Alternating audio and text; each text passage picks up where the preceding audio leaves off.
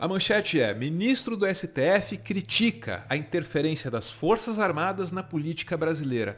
Olha só, a crítica foi assim medrosa, cheia de dedos, discreta demais e ainda assim gerou uma nota abertamente golpista. Nós tivemos momentos graves na experiência recente brasileira, com a participação do próprio presidente da República num comício na porta do QG do Exército, pedindo o fechamento do Congresso e do Supremo Tribunal Federal. Tivemos um desfile de tanques na Praça dos Três Poderes. Desde Roma, isso é um mau sinal.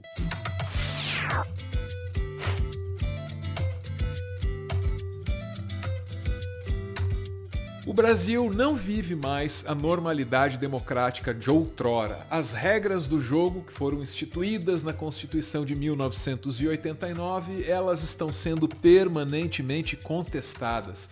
Bolsonaro, dia sim, dia também, fala em jogar fora de umas tais 4 linhas. Vai sair de fora das 4 linhas da Constituição.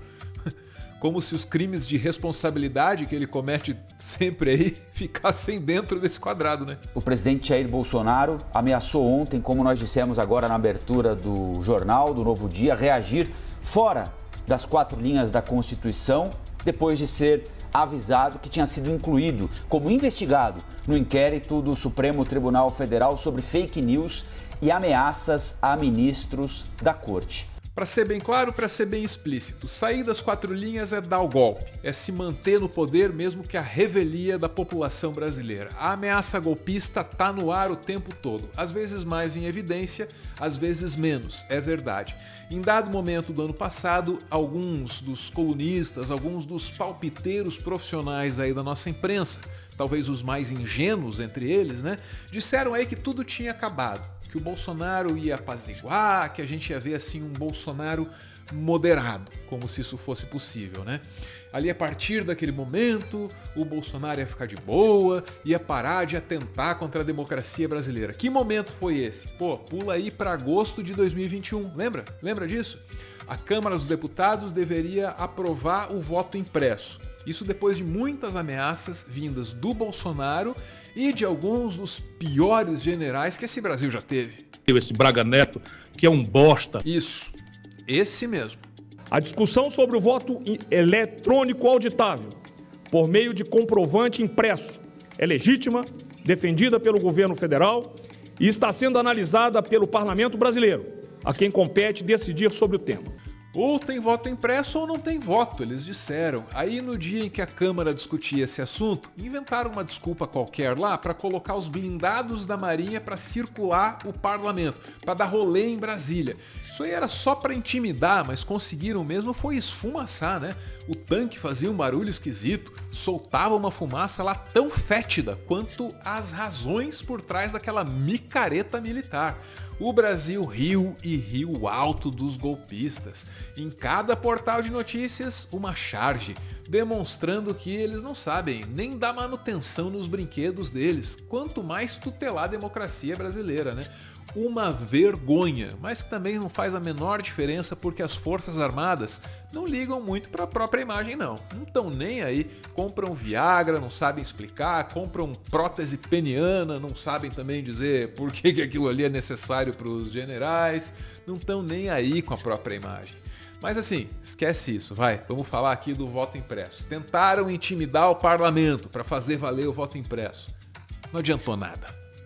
A verdade é que a urna eletrônica já é auditável. A verdade é que há 25 anos não há nenhuma comprovação de fraude nas eleições brasileiras por voto na urna eletrônica.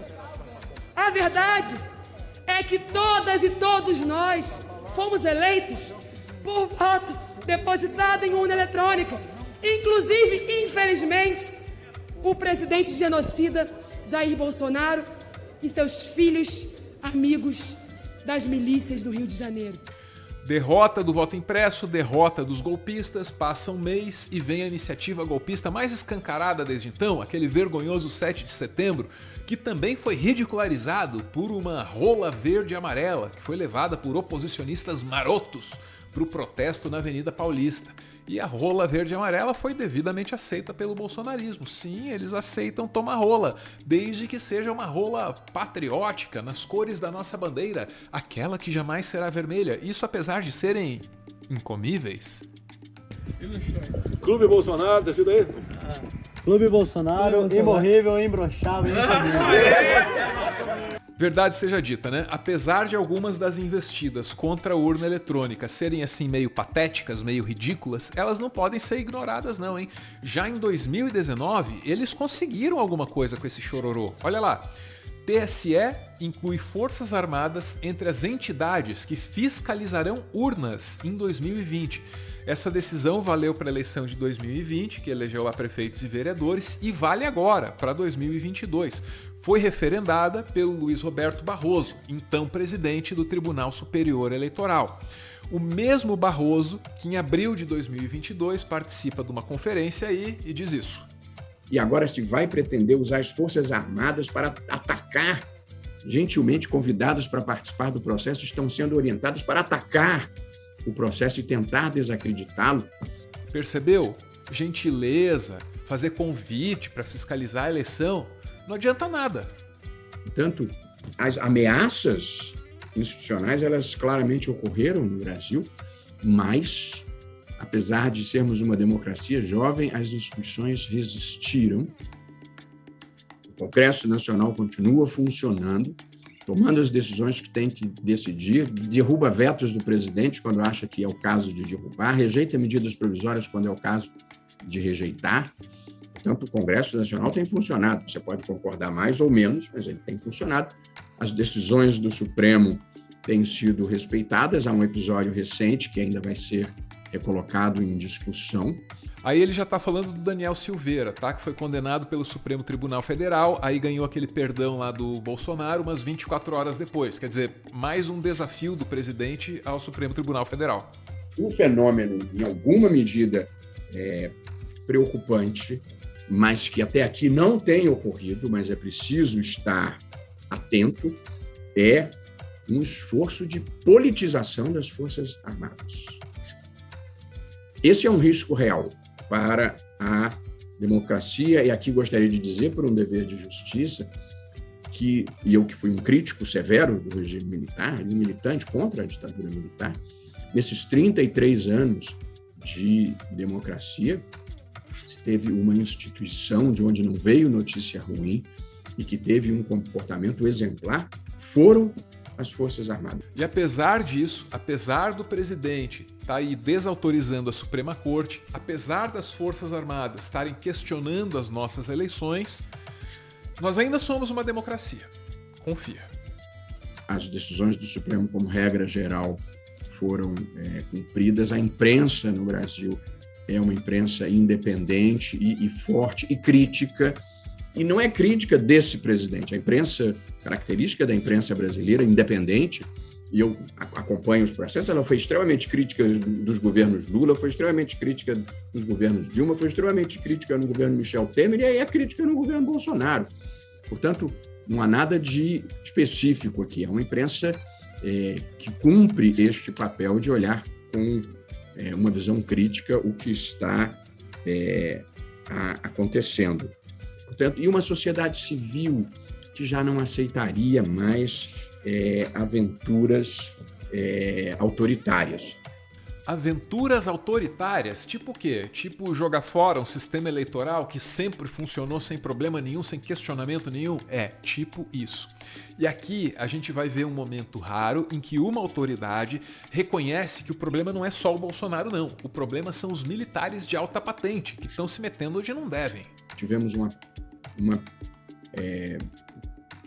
desfile de tanques na Praça dos Três Poderes. Desde Roma, isso é um mau sinal. A frase cruzar o Rubicão é que na República Romana, que depois da experiência grega foi a primeira experiência próxima algo de democracia no mundo, a regra era que os generais não atravessavam o Rubicão, eles não entravam com as suas tropas nos espaços do poder civil. Quando César atravessou o Rubicão com as suas tropas, acabou a República Romana e veio 500 anos de despotismo sobre o Império Romano. Ou mais, se nós contarmos o do Oriente. Portanto, um desfile de tanques na Praça dos Três Poderes é um episódio com intenção intimidatória, ataques totalmente infundados e fraudulentos ao processo eleitoral. Desde 96 não tem um episódio de fraude no Brasil, eleições totalmente limpas, seguras. Infelizmente, qualquer crítica às Forças Armadas é sempre desse jeito aí, meio medrosa, cheia de dedos, né? Eles ameaçam a democracia mais uma vez, querem tirar do brasileiro o direito de votar, mas assim, não há má notícia sobre essas Forças Armadas, não, são super republicanas, honestíssimas, etc e tal, né? Sobre elas não pesa nenhuma suspeita, imagina. Como se essa delicadeza toda, como se esse medo fosse capaz de evitar a inevitável notinha golpista. Ninguém pode reclamar das Forças Armadas, que os caras soltam lá um textinho mal educado. Vamos ficar só com o trecho do texto dessa vez, que é para também não te cansar. Olha lá, ó. Afirmar que as Forças Armadas foram orientadas a atacar o sistema eleitoral, ainda mais sem apresentação de qualquer prova ou evidência de quem orientou como isso aconteceu, é irresponsável e constitui-se em ofensa grave a essas instituições nacionais permanentes do Estado brasileiro. Além disso, afeta a ética, a harmonia e o respeito entre as instituições. Quem assina essa nota é o atual ministro da Defesa, e aqui tem um dado curioso, tá? De quando em quando você lê nas colunas políticas aí que algum general de 4 estrelas está muito chateado com o Bolsonaro. Existem generais que eles não compactuam com notinhas como essa, que eles não querem ameaçar a democracia, que são generais democratas, comprometidos com você, comprometidos comigo, com o povo brasileiro. Só que aí tem um problema. Esses generais, que seriam assim não bolsonaristas, eles nunca aparecem, nunca tem o nome deles. Aí das duas uma. Ou o general democrata não existe, ou então é um cagão, porque não tem coragem de botar a cara a tapa para defender o Brasil. Mas todos nós assistimos repetidos movimentos para jogar as Forças Armadas no varejo da política. Isso seria uma tragédia para a democracia e seria uma tragédia para as Forças Armadas. As Forças Armadas não foram atiradas ao varejo da política, não. Elas se atiraram ao varejo da política com a mesma violência que o brasileiro de quando em quando se atira para dentro das lojas americanas na Black Friday.